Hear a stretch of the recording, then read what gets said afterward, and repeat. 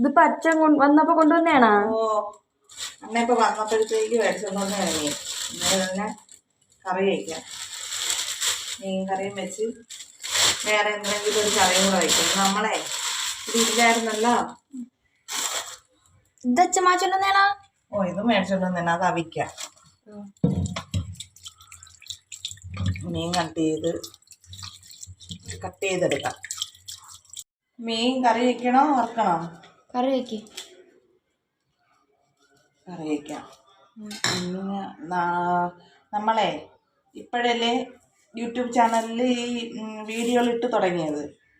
നമ്മളെ വീഡിയോകൾ ഇടുമ്പോഴത്തേക്ക് ചിലപ്പം കുറേ അപാകതകളൊക്കെ ഉണ്ട് ഇതിനകത്ത്. എനിക്കറിയാം. പക്ഷേ നമ്മൾ രണ്ടുപേരേ ഉള്ളൂ. വീഡിയോ എടുക്കാനും എഡിറ്റ് ചെയ്യുന്നതെല്ലാം മോളാണ്.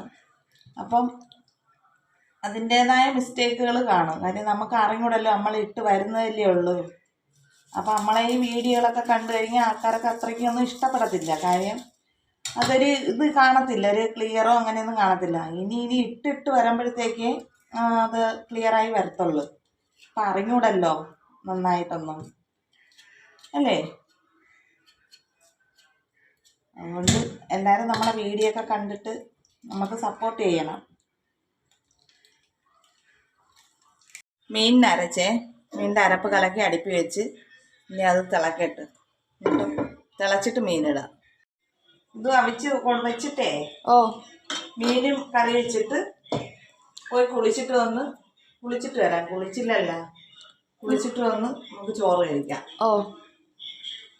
ചോറ് കഴിക്കാൻ പോവേണ? ചോറ് കഴിക്കാം. ഒന്നുമില്ല, കറിയൊക്കെ കുറവാണ്.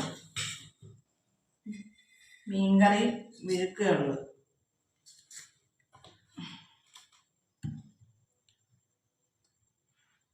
മീൻകറി വിഴുക്കും പപ്പടവും.